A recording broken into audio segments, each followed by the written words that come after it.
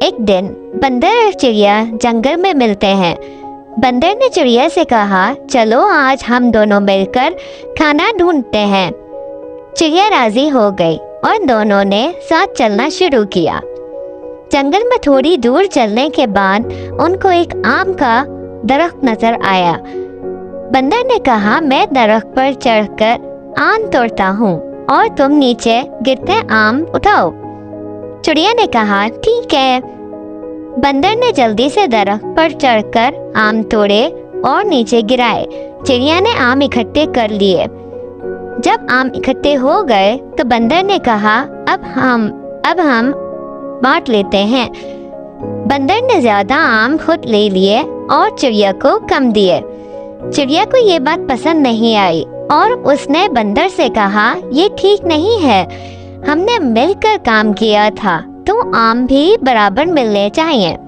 بندر ہنس کر بولا، میں بڑا ہوں اور زیادہ محنت کی ہے، اس لیے مجھے زیادہ آم ملنے چاہیے۔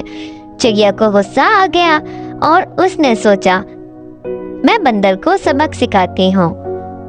اس نے بندر سے کہا، چلو ایک اور آم کا درخت ڈھونڈتے ہیں۔ بندر مان گیا اور دونوں پھر سے چل دیے۔